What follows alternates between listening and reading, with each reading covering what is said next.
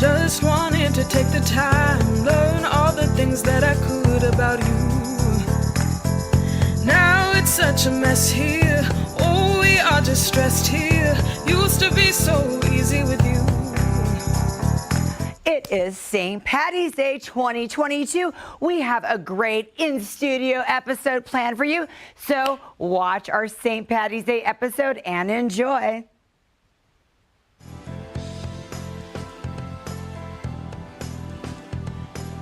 Thank you so much for coming on my show today. Well, thank you for inviting me. I'm excited to be here. So you tell our viewers a little bit about your experience, what you've done, and what you're running for. Thank you. I was born and raised in the Central Valley in Bakersfield. I attended public schools. I was fortunate enough to go to UC Berkeley, and then I spent 6 years in Washington, D.C. working for Congressman Dooley. I also attended law school back there and then came back home and was his district director. And so I lived in Kings County for about 10 years before I ran for the state assembly. And so what year was that you ran for the state assembly? 2002. I was 30 years old. And I had a lot of a lot of good experience in, community work, and was elected and reelected. And I served I was the chair of the Veterans Committee, the Joint Legislative Audit Committee, and Agriculture. After that, Governor Schwarzenegger, I worked with him very closely when I was chair of the Moderate Caucus, and he appointed me to work with him on economic development issues. So I moved to Fresno and focused work on Business Transportation and Housing Agency and the San Joaquin Valley Partnership, which I helped create with the governor and some good folks here in Fresno, and also with Kevin McCarthy. And then after that, I went back home and taught at Cal State Bakersfield. With my law degree, I could be an adjunct professor, and I taught for 2 years, political science, civil liberties, civil rights. And before I moved to Sacramento and worked for Marathon Petroleum, I ran a campaign. It was a Measure J campaign. It was a $500 million school bond for community colleges in Bakersfield and Porterville. And that's really what relit the fire. I had been out of office for a handful of years, went to Sacramento, really worked on energy policy, which impacts our community, our region, just like agriculture. And I was able to, look back and say, you know what, I want to come back home. And with redistricting, there became an open seat. And so I decided to throw my hat in the ring, and I'm running for State Senate, District 16. Awesome. So what does that include, District 16? So it's part of Fresno, all of Kings County, part of Tulare, and part of Kern County. And so the base of the district is Kings and Kern. So it's basically my former assembly district adding some new Tulare County cities. And so if you go to my website, parforsenate.com, you'll see the over 50 elected officials, Republicans and Democrats, and community leaders who have endorsed my campaign. And I've got a great campaign team. And I just this morning got endorsed by the mayor of Woodlake, Rudy Mendoza. And, my law enforcement endorsements, I'm so proud of, and really just the community coming together to support me. You have a lot of mayors and other people on that list. Yes, it's a long list. Who are some of the other people that are? I have the mayor of Farmersville, now the mayor of Woodlake, the mayor of Arvin, the mayor of Corcoran. I have 3 of the 4 Hanford City Council members, Kings County Supervisor Richard Valley, Corcoran Police Chief Shortnessy, the former sheriff of Tulare, Bill Whitman, and the former police chief of Arvin. In addition, Ruben Macarena, Tulare trustee, College of Sequoia, and Hanford City Council people, Francisco Ramirez, and meet with Kalish tomorrow, hopefully to secure her endorsement. And, it's just been wonderful. Again, Republican and Democrats, because really, and my big ones, California State Treasurer Fiona Ma, former Lieutenant Governor Cruz Bustamante, and someone you're going to see, hopefully you'll join me, Paul Rodriguez. He's been on the show. That's awesome. Who's endorsed me. That is so cool. I mean, what's crazy is that you have been all over California. You have a hand in every city. I don't think I've had anybody on here with that much. I've lived in each of the counties. That's what's amazing. Born and raised in Kern, lived in Kings 10 years, Fresno County 3 years, Visalia a year. And the only candidate who has lived and worked and contributed public service work in the whole SD 16.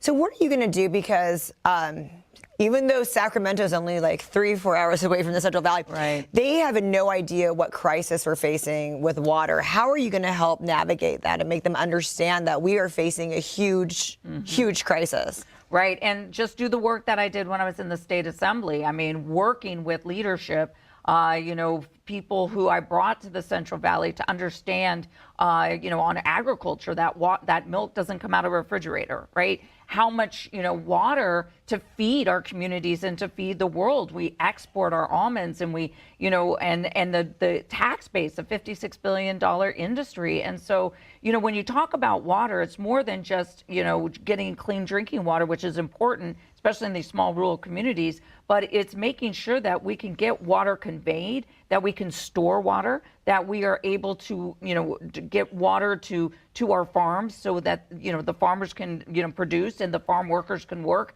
And at the same time is the infrastructure, the subsidence and some of the infrastructure we're having, the wells, the pipelines. I mean, we really need a huge investment, and this is for all of California. We produce the food for the world in our state, just like the energy spent, and so when we're having these discussions about security, right, independence, California, we're our own little country here. And so we need to continue to support industries that provide us that independence, whether it's agriculture or energy. And so we need to support policies that are above all in the technological front. What I mean by that is in the energy area, we need to support not only electric vehicles, but renewable diesel, hydrogen, because we don't want to be dependent on one technology, especially since our electric grid can't even, hold what we have now with the power safety shutoffs.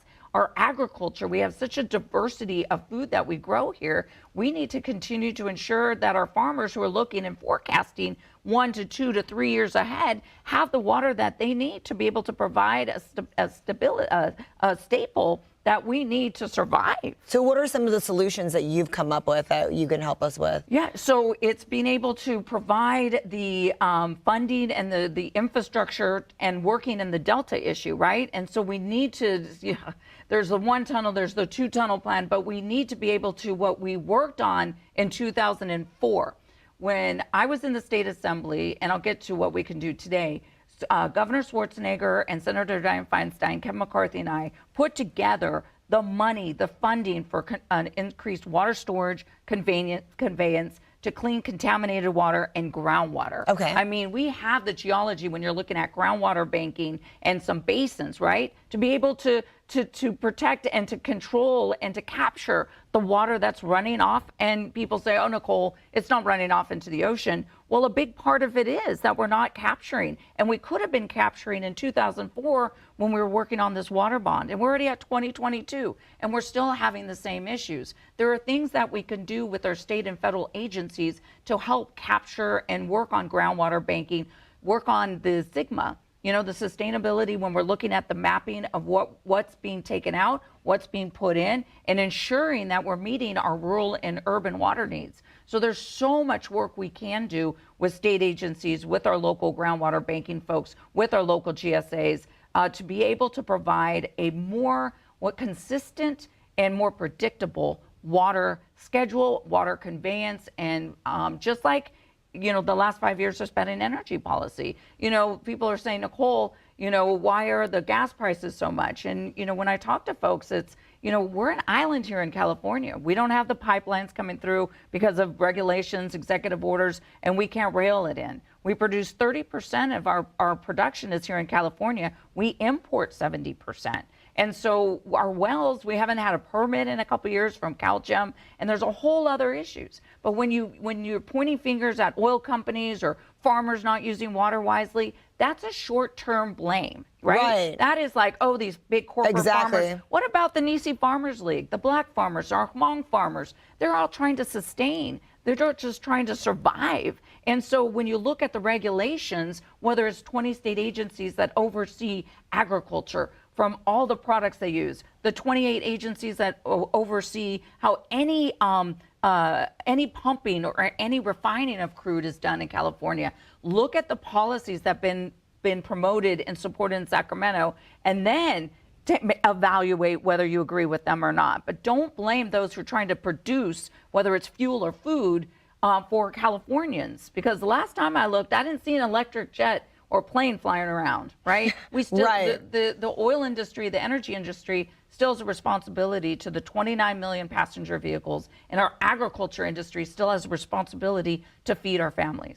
What do the people say when you bring them from Sacramento and you do your hands-on and you're like, hey, look at this, because you're sending people to the different places. You said you send people to Harris Ranch and to meet with these people. What are they saying when they actually physically see what's going on? Oh, I love the expression. When they first, I had a group and they're just like, wow, you know, when they get on a tractor, when they're able to see, you know, one time we went to the ag show and I was just there in February, and they're able to see the new technologies, drip irrigation. They have a picture in their mind that, you know, we have these sprinklers that are just spraying water everywhere, and they have this picture that you can, again, go to the store and get water, and that, you know, the feed production, how much work goes into producing the food that they get at the grocery store, and meeting the people and meeting the workers and meeting wonderful people like the Campos family, you know, that are providing workers and their children with scholarships, with housing, so many other farmers too, and the farm workers who are becoming successful farmers, right? You know, the whole American California story. And I've met them on the road, and so they really get a better perspective, whether they're from San Jose, San Francisco, or Los Angeles, about, you know, these misconceptions when they just drive on the 5 and stop at, you know, Harris Ranch for gas. They think that we're just kind of, you know, using up all the resources and not really, what is the word I'm trying to find? Protecting. You know, farmers are environmentalists. You know, they've been taking care of the land for generations. It would be a disservice to their families and to the community and to the environment if they destroyed the land. And practices have improved. Practices have improved. And we need to continue to support them to do what they need. And they need water. They need water to be able to do their job. So you've done a great job of bringing local issues, taking it to Sacramento. If elected, how are you going to take those issues and take them to Washington? Oh, Sacramento. So for me, you know, I talk to people a lot about this, is that, you know, I'm not going to Sacramento, so I have 8 years left. Right. And I'll be a senior senator because I'll hit that red carpet with already, you know, 6 years, and then my years in Washington, D.C., and then in the community. And I'm just not someone who's just going to write a bunch of bills and go through the process. When I was the chair of the Joint Legislative Audit Committee, we looked at how state agencies are spending taxpayer dollars. And we were able to find places with Elaine Howe, state auditor, to identify reforms, whether it was through, you know, this state agency or Air Resources Board. Most recently, the first time the Air Resources Board was audited by Senator Bradford, you know, looking at, when you look at transportation fuels, what programs are we being efficient with the programs we're spending money on to reduce greenhouse gases? So I really want to continue my work on the Joint Legislative Audit Committee and look at our state agencies that are overseeing our water policy and our energy policy. Could we be doing things better? What programs like Carl Moyer should we be supporting? What programs are we supporting to make sure that our small rural communities can apply for these loans? In the Fresno Bee, there was a report. There was $135 million for small rural communities on grants for water. And it was the SAFER program, and they're looking for community members to help them identify projects. I'm going to jump in there and help them identify, because we know where our rural communities need help. So that's one thing. So legislative oversight is one of the things that I'm really going to focus on, in addition to a few select committees. So I was the author of Megan's Law, which extended the sunset for Megan's Law, which was named after Megan Kenka. When a high-risk sex offender moved across the street from her family, she was outside and she was killed. And so the Supreme Court, a few years later, said that we can put the names of high-risk sex offenders on the internet, so families don't have to go to a sheriff's substation to look up where high-risk sex offenders are.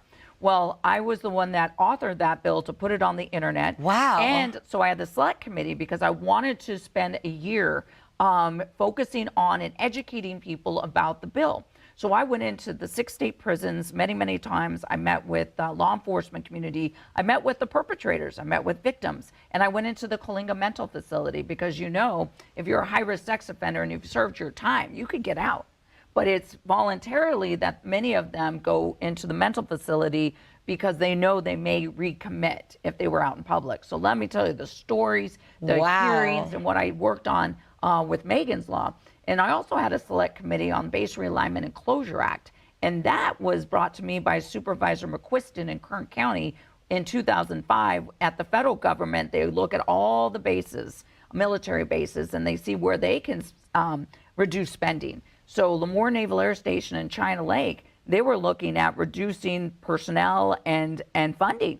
And so I chaired the select committee, got the committee, held public hearings, and was able to recommend the F-18s with the Lemoore Naval Air Station go to the base, which protected the funding and personnel. So it's those types of things, not flashy, not, and when I was chair of Veterans Committee, I had a hearing in Barstow. The skilled nursing facility wasn't adequately taking care of our veterans there. I had a hearing, I called the hearing off halfway through, and I moved the veterans with my team to Youngville and Napa so they can be properly cared for. So you see the things that I'm talking about. You just don't have to be a legislator just to write bills and sponsor events. The way I was taught by Congressman Dooley, Cruz Bustamante, my dad on the Kern County Board of Supervisors, you work with Republicans and Democrats. You work on policy, you work with state agencies, and you are a problem solver. That's what I feel, that's why I'm running. I want to problem solve the next 8 years, the 2 terms I could serve if elected, and I want to work, I want to go where the work is, and I want to problem solve. I love that. And I want to piggyback to what you were saying, too, about what you've been doing with law enforcement. I know you've been meeting with a lot of local ones in the Valley. What are some of the things that are going on currently? Thank you. So when I sat down with the police chief, Visalia Police Chief Salazar, I got the opportunity to sit down with his dispatch team. These are a group of folks who are working in the dispatch center, which are actually building a new police station, city hall in this northern part of Visalia. But the time I spent with the dispatch team, first of all, they talk about people who can multitask. Like, they're on calls, calls that are interesting, calls from a grandmother whose daughter, was, missing. A call from a young woman who was being followed, who was very nervous. A call from a woman who couldn't get out of her house, who had an 11-month-old baby and who was crying because her boyfriend was brandishing a handgun and wouldn't let her out. In addition to dispatching and on the computer screens and looking at the resources and the amount of police available to be dispatched. And what the public thinks, you just call 911, they're going to be there. That's not the way it is. We need resources, we need more police, we need to be able to fund them at a competitive salary and take care of them because they're our first responders. So I spent time in dispatch. Then I did a ride along with a sergeant and took me around, and what was great is folks talk about community policing and defunding the police. And this was a perfect example. We made a stop and we saw the team, the homeless officers team called HOME in the city of Visalia. So they go out and work with the homeless, and they just don't put them in the back of the car. They work with the mental health specialists with crisis, and they try to help and place them and get them well and go out on these calls that people make. 911, I see a homeless person, they're walking in the road, they may be hit. They'll direct them to the home unit. And in Tulare County, it's called HEART. And Kings County has it too. And the reason I know this is because 3 days ago, I was with the Kings County District Attorney, Fagundes, who took me on a tour from his family law center and told me about the HEART program. And I met with some of the folks who are dealing with law enforcement. They had the crisis folks riding along. But then they took me through a special special place in Kings County where they're doing these tours. Before COVID, they had 300 people a day. And it's called the Lisa Project. And you will go through like a visual tour through like some 4 or 5 dark rooms, and you hear Lisa's story. And it's really about child abuse and endangerment in the Central Valley. And you hear it from the children's voices. They're adults now, but they walk you through different situations and give you statistics and try to bring more related to people who may not have been affected by someone who's been abused or a child who's been abused, or they haven't been abused. And so it's called the Lisa Project. So I say that because our law enforcement, the district attorneys, the family law staff, the crisis managers, mental health, they're working so hard here in the Valley. And it's very easy to see something on the news and to start saying, oh, the police are bad, they don't care. If you haven't really spent time, and for me, I've been doing it for 10 years because I've gone on different ride-alongs and stuff. This was just kind of updating myself on what new programs and what policies are in place. And these people, these men and women care. They care about the communities. They're out there working. Are they perfect? No, we're not perfect. There's always going to be folks who don't follow the law, aren't trustworthy, aren't how should I say it? Aren't good people. There's always going to be a few bad apples in any occupation. It's our job to ensure that the good people have the resources that they need to be able to do the job, because let me tell you, they just want to come home at night like you and I want to come home at night and see our families, and that's all they want to do at the end of the day. So we need to support them and help them. And as you can tell, I'm having the time of my life on this campaign. There's like 55 days before ballots go out. The election's June 7th. And I am just driving around and meeting people and working and observing. And like I said, I'm having the time of my life. And I just hope that on June 7th, or when ballots start coming out, that people will remember Nicole Parra, that I served, that I want to work, and that the person I'm running against, she's not from this area.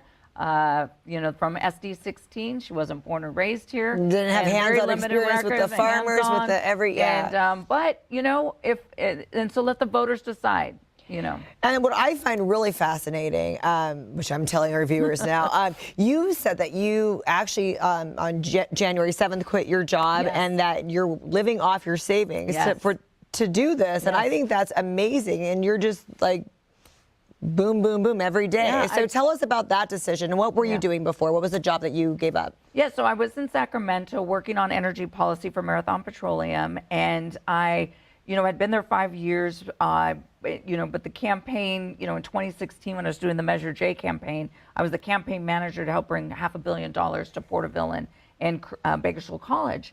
And so I kept I was watching who was elected, and I have to admit, I was a little frustrated to see the lack of action, the lack of them, some of the folks not just staying in their comfort zone. Right. And that's not what we need in the Valley. We need people in Alpaugh, in Ivanhoe, Farmersville, Cutler, Rosie, Arvin, Lamont, Fresno.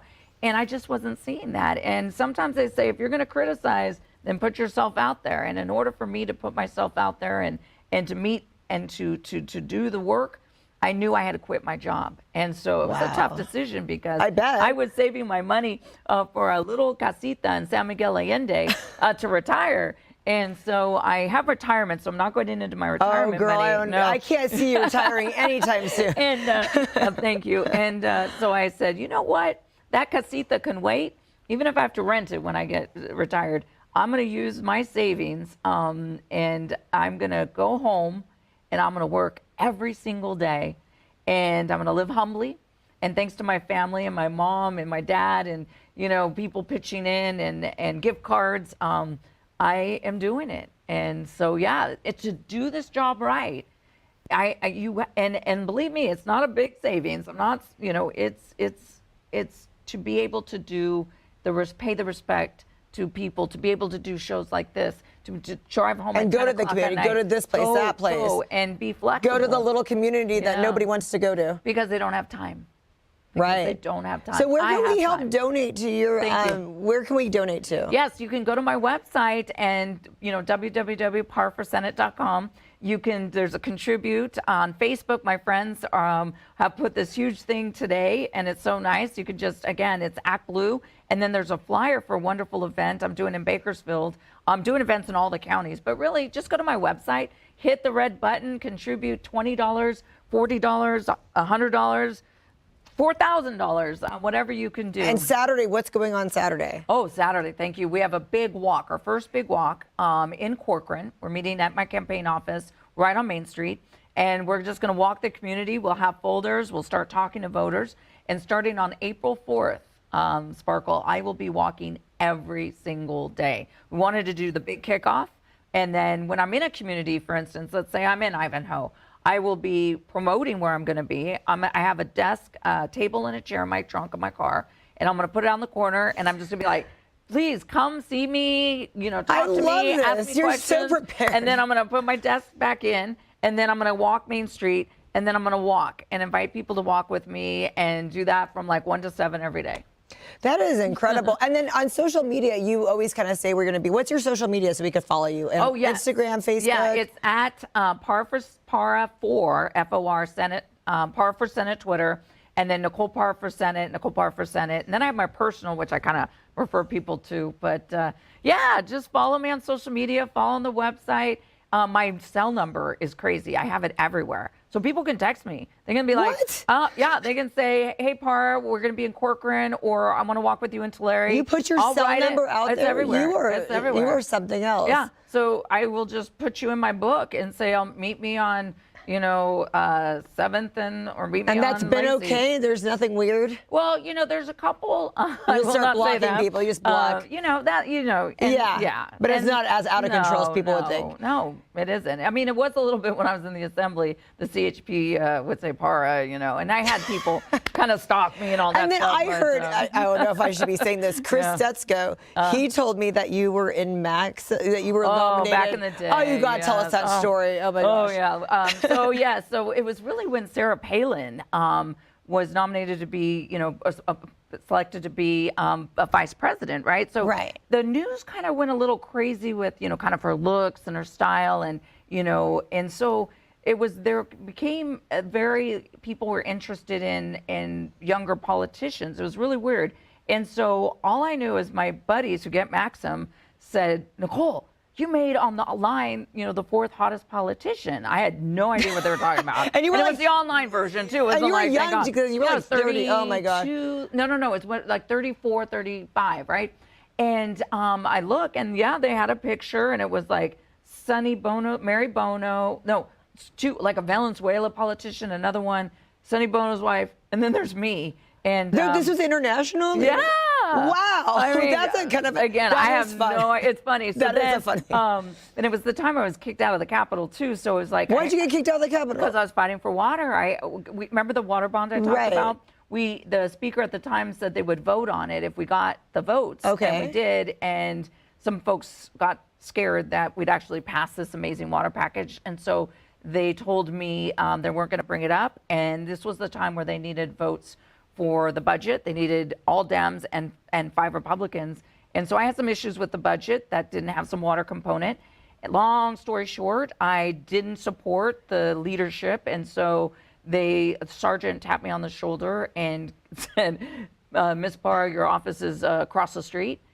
Only Democrat to this day who's been kicked out of the Capitol. And all I said was like, don't mess with my Raider stuff. And so it's not the same table. So my staff moved across the street to the child care center, and I just took a table and chair and sat outside the Capitol the last couple weeks of session.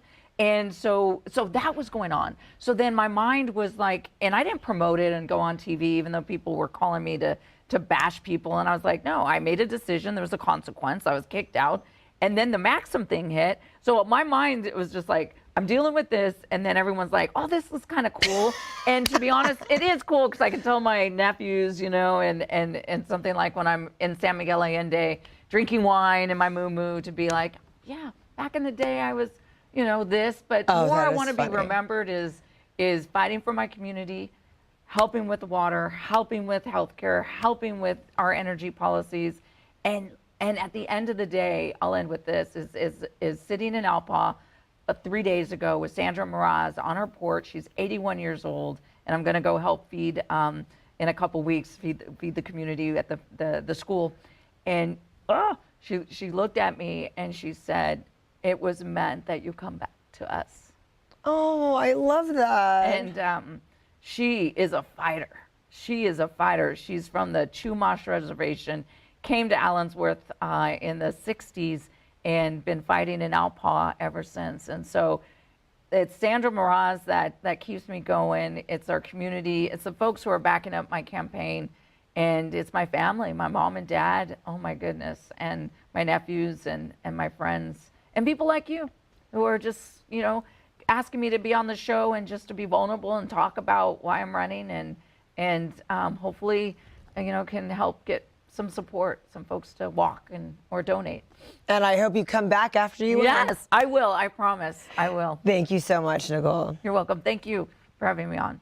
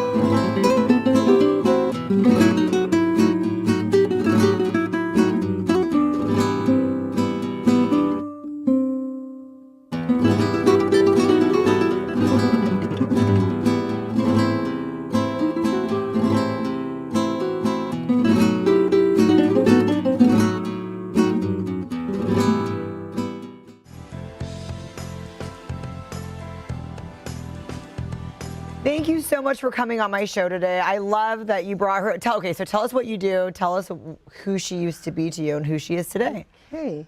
Well, I started my ministry, I call it, my organization, as a House of Hope for Youth, mainly dealing with a lot of kids that have been in trouble. My first focus was always the kids on the street, the gang members. Now, where did that calling come from? Is because growing up, actually it's not from Fresno. I was born in Hong Kong.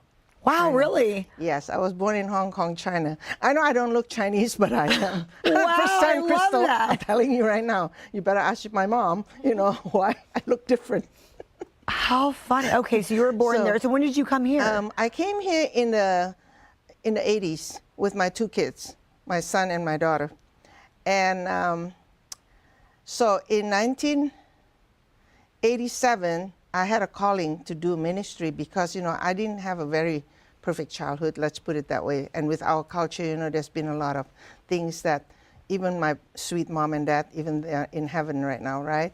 I had been a victim of abuse, sexual abuse. And that wasn't even brought up. To this day, many of my family members are not even aware of that. But I had to carry that for a long time. So by the time I started growing up and started noticing some of my behavior, isolating myself, overeating, and being bullied at school, they didn't see those symptoms at all. So basically, I struggled with that on my own growing up. Nobody really sees anything in me because I try to hide it pretty well. But I had a lot of anger issue. I used to fight a little bit, I wouldn't want to cross you. But then I always loved music. So I used to imagine myself on a keyboard singing, when I was little. I love that. But what were some of your favorite things to play? Anything in my mind. And I realized that now that I see a lot of troubled kids going to therapy and all that stuff, music was one of the therapies that they have, and artwork and all that. I didn't know that I was doing that, right? So anyway, to make the long story short, I know we can talk about this all night about me. I don't want to do that, And so basically from there, I was sent to a school in England. It's like a boot camp program. Oh, wow. Yeah, so I've never really been to a regular middle school or high school because I was there, almost 5 years. Wow. Basically learning how to be disciplined and behave properly like a nice young lady, Right. And I tried to escape a few times because it didn't work. So by the time I got out of the program, I pretty much leading a pretty wild life, and drugs, clubbing and all that stuff, like the young people do. Right. And I saw one of my girlfriends pass away in front of me. From drugs? From drugs, yeah. So just make long story short, my life was pretty wild. Had an abortion, wasn't ready for motherhood. And finally, I decided to take care of me by getting married. The marriage didn't quite work out either, so I was a single mom. Came here to America, And it was hard, you know. It was hard because pretty much I raised my kids on my own, you know. At that time, even though technically I'm supposed to have a husband, but it wasn't there, you know. It was, right. But I was young and I could point fingers, you know. That's why I'm very good in marriage counseling now, relationship counseling, because it's easier to point fingers at people. And then I see all these kids that are in trouble in my program. There's no family unity, you know what I'm saying? No structure. There's no structure at all, no accountability. And sometimes it's easy at the beginning of my ministry, right, in the late 90s. I always feel like the parents should do this, the police should do this and all that. Right. But I didn't really see the root of the real problem. Now that I've been doing this for such a long, long time, I noticed that sometimes it's a generational thing. The parents didn't get that kind of support either. Right. So when I gave my life to the Lord, when I was very depressed, and pretty much people didn't know about this too, but I'm very vulnerable now because, you see, I love the Lord. I get emotional when I talk about it because without him, I don't think I could be sitting right here with you right now, Crystal. My life changed because of that. And so that's why I'm not ashamed, I'm not afraid to say the one who saved my life is not a church, you know, it's not about that. It's about Christ himself, it's the Lord. I experienced him so personally myself to the point where I said, I'm gonna live for him, you know. And these children needs that, needs a lot of unconditional love. That has been our philosophy, but they also need to have structure. So my program is based on accountability, holding them accountable for their action, tough love approach, and being responsible, and there's consequences in life, whatever you choose to be, you know. They have the freedom to choose good or bad. There's only one life. That's a very simple formula, you know. Unconditional, tough love, hold them accountable, be responsible, and there's always consequences in life, good or bad. Doesn't matter what it is. It doesn't matter where you come from. It just doesn't matter, I said. You have love in this place. So it's not about therapy. None of us are clinicians. My major is in music. You know, I completed my music major in Europe, right? But I didn't know at the time what I was going to use the music for because I love to write songs and all that stuff. Later on, after I gave my life to the Lord, a year and a half later, I was asked to go to juvenile hall and sing to the kids and minister to them. I said, hey, that's easy. I'll just bring my keyboard, right? The keyboard that I was going to bring today, that has been with me for 18 years, almost 20 years now. I would carry it. At that time, I was still able to carry it all over the place. I went to the boot camp. I would sing to them. You know, I would dance with them and just do fun thing with them. And then I talk about the Lord. I talk about the love, right? That's all how it started. And I was there for 20 years as an assistant chaplain. Wow. So did you get a therapy degree or a ministry degree, or you was a music degree? And then that's it. That's it. All, and then, all my experiences is basically on the street. The kids had taught me how to love them, and they're the one that helped me to understand what gang is. And then they call me street mom. They call it gang mama in Fresno, right? People know me in Fresno, right? And they made me like I'm specialized in the gang, right? I'm not. It's just that I don't look at them as gang members. You look at them as kids. people. They're just people. And when did you decide to create this organization, like out of all of these experiences? Well, because I started researching when I came here. Why are these kids not in school? You know, why are there no program that specifically focuses on it? They have the Boys and Girls Club. I'm not putting them down. There's a lot of organization, youth organization. But one thing the kids did tell me once I get to know them, you know, they trust me. They call me mom, right? A lot of them. They were not welcome. People say they're going to be helping the troubled kids, right?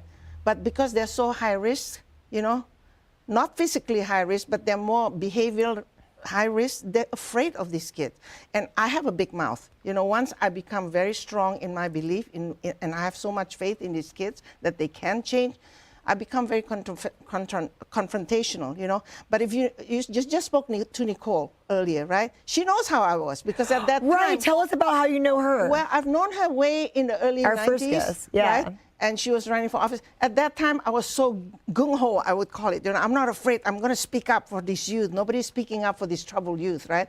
And so there was all these elected officials and all that stuff. So Nicole is one of those, you know, that see me like fired up and all that stuff, right?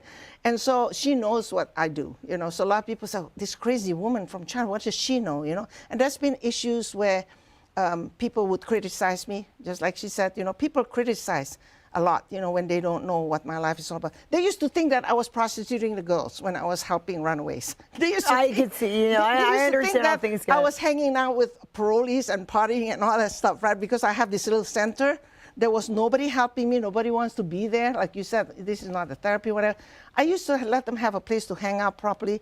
I used to be a one-man show. I was tutoring them because they're not in school. I would make them wash their hands before they eat pizza. You know, I used to hustle everywhere and getting free food from Pavarella House and everything, the runaway kids and all that. That's why they start looking at me. This woman is crazy, you know. Even the police department was saying at that time, they said, what is this woman doing?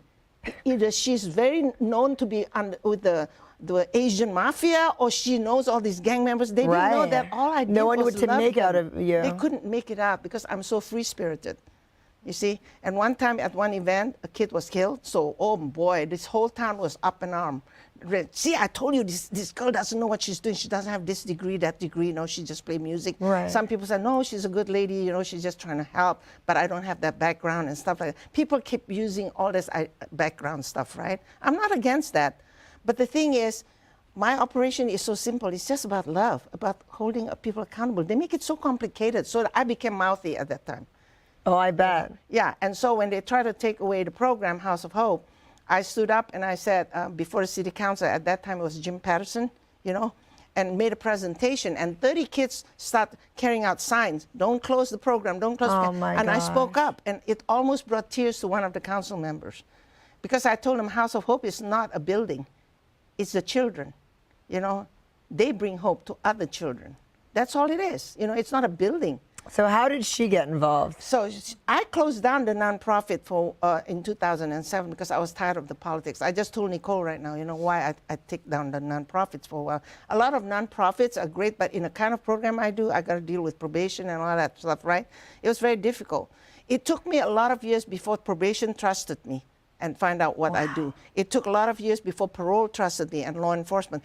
Now, before, the kids were not even allowed to come to my program because they said, if you do go there, that woman is bad, dangerous, whatever. Now it's the opposite. Now they say, if you don't go to a program, we will violate you. So it was like the opposite happening, right? Isn't it crazy? Comprehensive Wow. behavioral services now.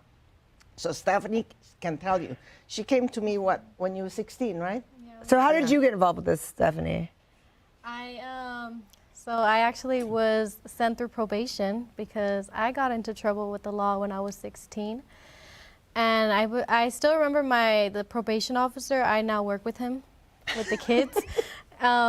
Did you hear she was the crazy lady you were going to? I did. Actually, when I was in the program, I was just like, this lady is so crazy. I don't even know why I'm here. Like, I don't belong here. She's crazy. I don't know what she's talking about.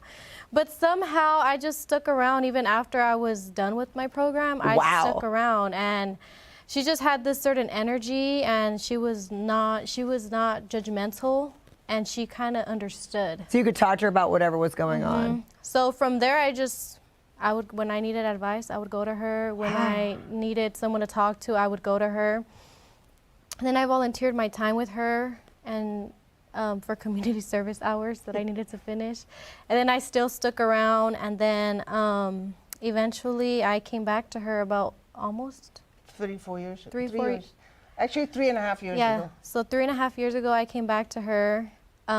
It was unexpectedly. I didn't have plans to come back to her like that. I didn't even plan on working with her. I just had a younger sister who was getting into trouble, and I was like, I know the perfect lady. Wow. And I went to, I was actually looking for her for a while because I couldn't find her. Someone directed me to her place, her new place. And I enrolled my sister, and I just kept taking my sister. And then at that time, I had started going to school for social work and psychology. And then Susan's like, you can do your internship here, volunteer. Wow. And I haven't left ever since.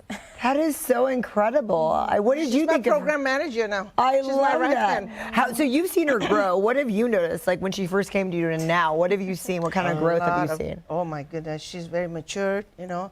She carries herself well. Actually, we have a good balance. I'm so hyper, and she's so calm, so she balanced me. We balance each other I love that. It's beautiful. So what kind of work are you guys doing now, and how can we come to you if we need help or we know someone that needs help? We take anybody, kids as young as 8 years old all the way till 65. I have clients that, yes. What? We are not, okay, we don't provide therapy, we don't provide diagnosis or and administer any medication. Right? It's all mostly educational, right? Our model is very simple. We provide gang redirection classes. To me, it's just a name, gang redirection, anger management. You know, you hear that all the time. Right. On social. Anger management, family counseling, right? Substance abuse program, right? Program after program after program. And now you don't get me started, okay? Programs are great, but it's not the program that works. You can ask any of the kids, right? They're going to tell you. They don't remember the name, the program place or anybody. They remember the person. They don't remember titles. They remember person who connects with them. They remember people that really cared about. These are street kids. You got to remember that they know a lot. They have street politics. You know, they can tell if you're faking. They can. I just enrolled a kid this morning, right? Very well-known gang member in Orange Cove, right? He was trying to play his little game at the beginning, right? I just let him go along so far. And I said, you really think you can fool me? I just told him straight out, right? Keep it at 100 and keep it honest. And I start telling him, right? And he said right away, you know what? I feel comfortable with you. You know, I think I feel good. So you're going to keep it at 100? You're going to tell the truth? Yes. Now then he comes up with everything. I love that. That's how we do it. You know, a lot of time you got to remember, these kids have been through so much therapy, so much program after program. They know how to manipulate you. They know exactly what to say to just say it and get it over with. You see? And if they can speak to someone that can actually understand them, that's all they care. And unfortunately, a lot of adults, right? I'm not putting anybody down, but if they want to be really effective with these kids, right? You got to keep yourself real. You know what I'm talking about? Yeah. Don't fake it. They reach you right through. Keep it real and let them know. Unfortunately, our system says when you're a therapist or there's a boundary that you can talk about yourself, you can talk about your life, you know, whatever. To me, that's not going to be very effective, because these kids want to talk to somebody that can understand what they've been. And I'm not against that. You know, both my kids are grown now and they're beautiful. I mean, one of them is a rehab, you know, specialist, you know, and all that. But the thing is that what I want to tell people is that if you really want to be effective with what we call high-risk youth, right? Number one, you got to be honest with them. Number two, if you don't know, just tell them you don't know. Theory is very different than reality, you see? And that's why when I get interns or people want to come in for internship, I don't care what your resume looks like. You can impress me with your master's, PhD, whatever. I don't care, you know? That's not what I'm looking for. I want to see you face to face. I don't care about the Zoom stuff, everything. I'm the kind of person, I want to see your face. I want to be able to connect with you like I'm doing right now. Right. To keep it real. And I would really study their body language and how they would actually interact with the kids. And she knows how I do it. Every intern, after I talk to them, I want to know their life. I want to know their background, right? All this education is great. I'm not against it, right? Do they have the heart for these kids? And I would throw them into the group, because we hold anger management classes with gang members. We hold substance abuse classes. I just throw them over there. Go ahead and talk to the kids. Wow, I love that. So where online can we find this? And if we want to help donate money or time, is there a place to do that? How do we do that? Okay. As far as funding, you're talking about donating. That's an area that is very complicated, right? Because we're no longer a nonprofit. Right, that's what I was wondering. But I decided we're going to go nonprofit again. So I have two things going on right now. You My have business, a nonprofit. I now have a nonprofit. And then you have the business. Okay. Okay, the Perfect. LLC. Yeah. So I have both, right? Okay. So however people want to donate, this is crazy. Don't laugh, okay? I will. I told people, if you cannot donate money, please donate toilet papers, paper towels, you know, office supplies. Hey, that works. We need them all the time. You know what I mean? You never have Mops enough. or whatever. You know, if you don't feel comfortable just giving money, then provide us with supplies. You know, we need it all Are you the looking for time. clothes and food and stuff, or not really? Not so much, because there's a lot of those already, you know, around. What we need, Stephanie, we really need a new, maybe, computer, right? Upgraded the computer, or even, let's say, office supplies, papers, and things like that. Just stuff like that, like what you need in the office. So what's the difference between the business name? It's House of Hope. House of Hope is no longer there. Okay, so what is it called? What's the nonprofit? Yeah. Now it's called ARC. Actually, it's the same model: accountability, responsibility. I love that. Well, I'll never forget. I'm very creative. It's the same model. It's just I love that. I like. ARC. Okay, so it's that. And then what's the business? The business is Comprehensive Behavioral Services, or CBS. Okay. So those are the two things. CBS and ARC. I'll remember that. Yeah. Okay. Right. And all the kids that come in, the majority of them I have right now, 79%, mostly approbation kids, group home kids, and then self-referred. I'm getting more and more adults also, I'm getting more and more family. I'm really focusing now that I've done that population. I'm not stopping it. I'm really bringing in family structure. There's no family structure in the home. And there's no accountability either. Right now with the new law that passed, right, you can't do this, you can't do that. No kids are being held accountable. We're out in the school in Parlier now too, so we've been very active in Parlier. The RVE with Michael Blue Eyes, and they've been helping us to provide some of the entertainment and all that. And Michael have a good history on how to motivate the young people and all that through music and things like that. So we're working in partnership with them a lot, in Parlier. And they've been very supportive with us, So we're out in the school, like she's assigned to the middle school, and I have another counselor, he's assigned to the high school. She's also out in the continuation, the San Joaquin, right? So I'm all over the place, right? And the other thing I forgot to tell you, I provide a lot of training. I'm one of the certified certified instructor for mental health first aid, and it's very needed. I'm bombarded right now, pretty busy. Those are certification that is good for 3 years. I would really recommend every agency. I do it for law enforcement too. I'm double certified. I can do it for public safety, law enforcement, and businesses. How to train people to start learning how to recognize mental health. I love that. That's great. And I do those trainings, conflict resolution training. So do you have on the website or ever on your Facebook about how we could sign up for that if we want to? I'm so ashamed to tell you, I don't have even a website. You know why? I was so comfortable because people know us already. We don't Girl, even you got to get on this. Marketing. You're No, the I one that finally knows. did. I'm working on it. I'm working on I know a you got website. the skills. Yeah, and you know what? I had told her about it before, but we're so busy. I can only imagine. Yeah, we're The fun so busy. is really limited. I'm running around, but honestly, I'm really running around by faith. And you are my blessings because I know through this show, maybe people will start donating some money. Definitely. We would definitely want to get the word out. They really don't know what we do, I mean, some people even say, you want to have a real, what do you call a live show about really what it is? Like a reality show? Reality show? Come to our place. It's reality. Every day we have crisis. That's what I'm saying. You shouldn't be putting it It's a real reality show, and you wouldn't believe it. Our budget, you really want to know our budget? You will be shocked. Uh-oh. You will be very shocked. Uh-oh. It's about $5,000 to $7,000 a month. To do all But of you that. know what? We did it all. You know what? We have the faith. And we volunteer a lot of our hours and time because I believe in what I do. So that's the difference, you see. It's not a job anymore, right? It's a passion. It's more like a calling, Sparkle. It's a calling. That's why I love my life. I was a survivor of COVID. I almost died 2 years ago, and I'm still here. God is not done with me yet. Honestly, to be honest with you, I'm always happy-go-lucky and stuff, right? I have so much joy helping these kids. I love people, Well, I think that's you why are I write songs blessing. and everything. I think you're such a blessing, and I hope you continue. We want to help you, so we're going to donate. Sue, we could donate on the website?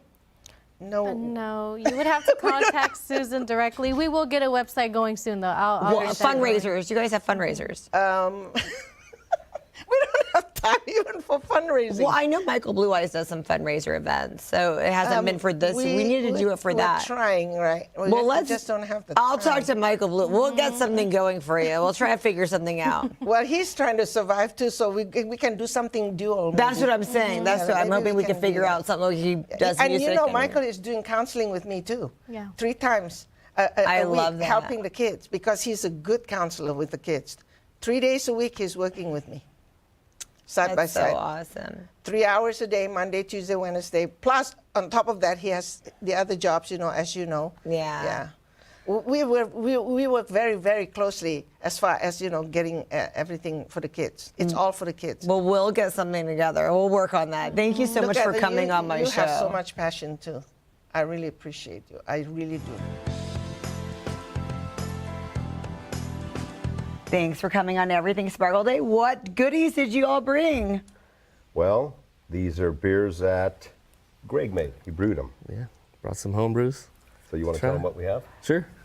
Got a 5% green beer, lager, and a Coquito Porter, which is coconut, and a cherry sour. Wow, how many different ones do you brew? Lots. Really? So it's... Yeah, he brews anything and everything. So how long does it take? What's the process like? About 4 hours to cook and maybe 30 days to get one out that's clean. Wow, that's impressive. Okay, so tell us a little bit about the San Joaquin Warthogs. Warthogs. Okay, this is really interesting. We've been around since '89, and you've been around longer than that. Yeah, like the early 1900s, somewhere around there. At least. Okay, so who established the San Joaquin Warthogs? A couple of the founding members. One of them is Tom Pope, and another one is Kevin Cox. Kevin Cox. Kevin Cox started off. I mean, he's been in the beer industry for a very long time. That is so cool. Green beer on St. Patty's Day. That is just awesome. It's specifically for you. You requested green beer, so we have it. And it takes a lot to make a green beer. Really? Tell us about that. I'm so sorry that you went through all that for... Yeah, I made leprechauns. For leprechauns. Yeah. No, okay. Cheers. Cheers. Okay, so what does the San Joaquin Warthogs do? And do you have to be a man to be a member of it? No, you don't. No, anybody could be a member. Oh, this is good. We talk about beer, we brew beer, we eat food, and get together once a month. This is really good. You like it? So you just have to be a lover of beer? You just have to be a lover of beer. Lover of beer, that's it. So, and it's like a yearly fee? You don't have to say what it is? No, it's okay. It's No, don't say what it is. Got you. But it's minimal. Perfect. It's minimal, and it's a yearly fee. And you don't have to brew beer or want to brew beer. We're also beer enthusiasts, people who love good beer. When I say good beer, good craft beer. And we get together, we meet once a month. Most of the time it's beginning of the month. Do you change locations? Middle. Yes, Yep. yes. We have it at any of our breweries around the valley. So what breweries do you deal with? Actually, almost everybody. Almost everybody in town, yeah. Except us. We have a meeting this Saturday at Procreations Brewing downtown at 12 o'clock. Wow, okay. So you meet, and then what do they have to do to see if you want to use them, or what's the process like? All we do is contact them. Someone on the board. We'll say this is a good spot, we should check it out, and then you guys get a meeting with them. We have someone, one of our board members or a member will contact the brewery, pub, or tap house and let them know what we'd like to do. We'd like to have a meeting there and get the okay, bring a bunch of beer, home brew and commercial craft beer, and snacks. Share beer and have a good time. Yeah. Good potluck. Good potluck. Wow, so that's a pretty good job, just to go around and try beers to see if it should be one of the places. Yes, it is. And the craft beer scene here in Fresno and Clovis is awesome.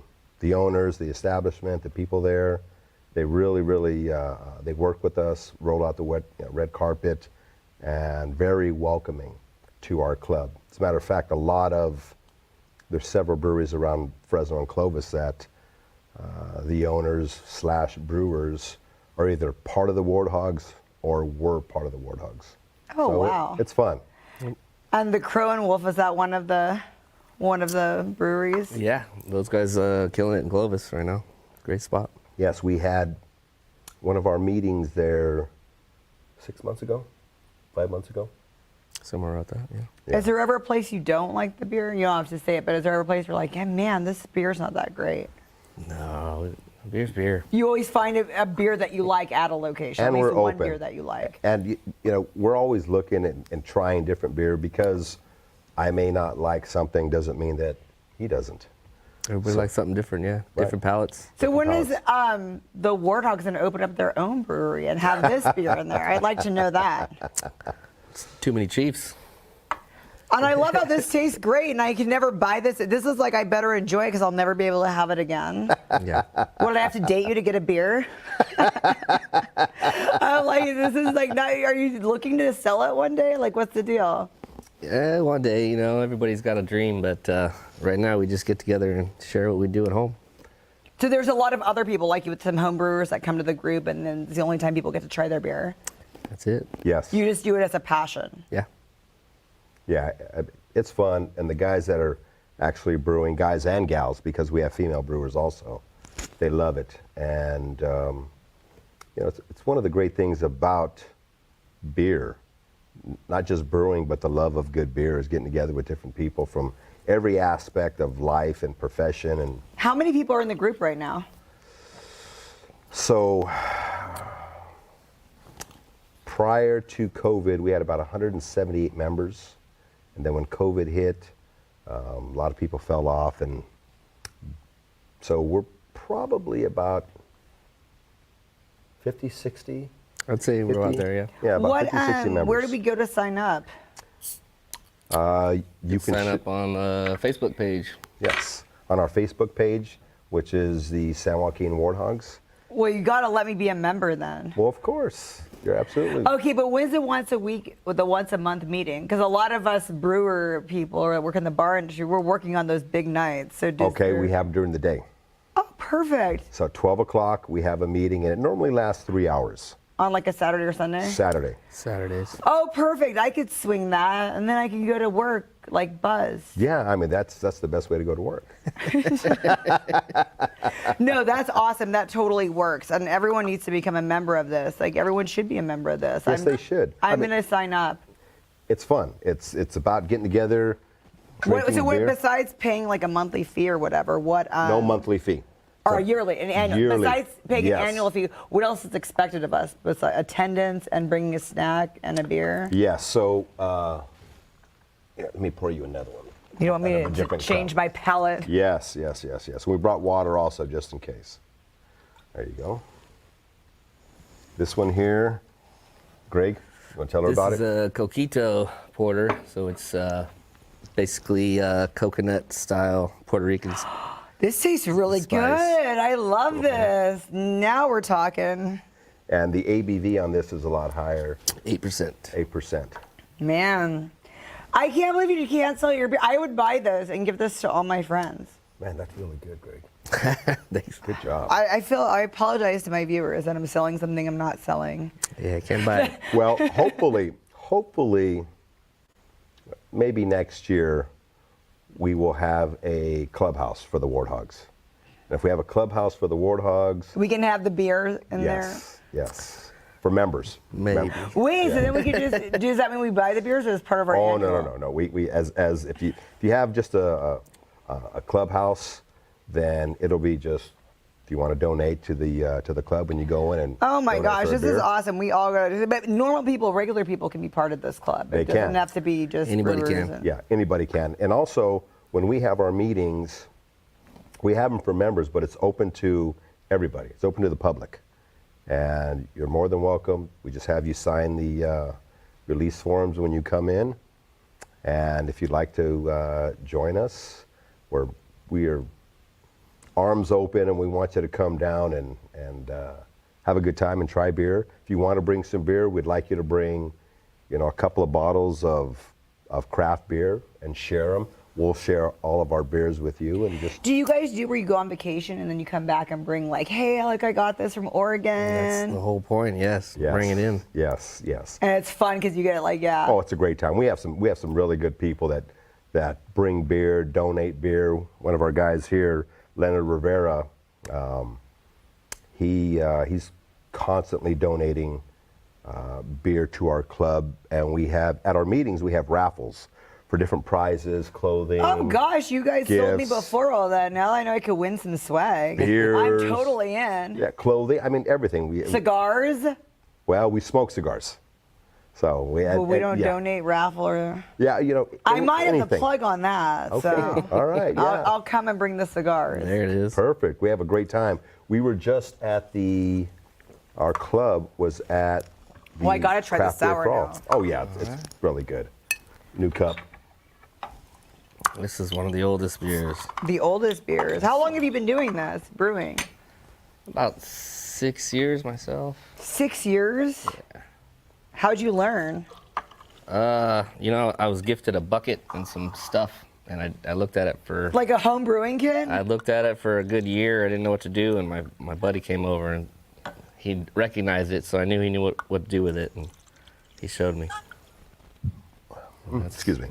So is this the one that you aged in the barrel? Yeah, this one was in the barrel for about 2 years. Cheers. Cheers. And So then on listen to cherries this. for about another year. Listen to this on how he did this beer. It's very unique the way he did it. So from the beginning. Well, I got a wine barrel gifted to me from my buddy in wine country, and it's a big guy, and I had to fill it up. It took about 13 batches to fill it up, and I took a couple batches out, put it on fruit, and it sat for a good year or so. So it's aged well.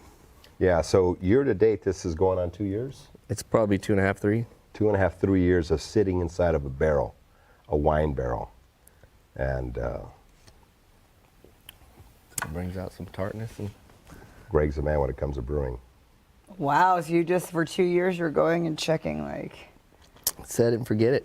Man, can you imagine if it came out weird? And there was Yeah. Thank God it came out. Sometimes it does. Sometimes it does. Mm-hmm. Well, thank you so much for coming on my show, and thank you for giving me a nice little afternoon St. Paddy's Day buzz. And Yes, absolutely. We'd like you to go to our webpage on Facebook. It's San Joaquin Warthogs. Look us up. Join our club. You don't have to join initially. You can just come out and try our beers, meet with us, drink beer, and have a good time. It's a fun group, fun club. Cheers. Cheers. Cheers.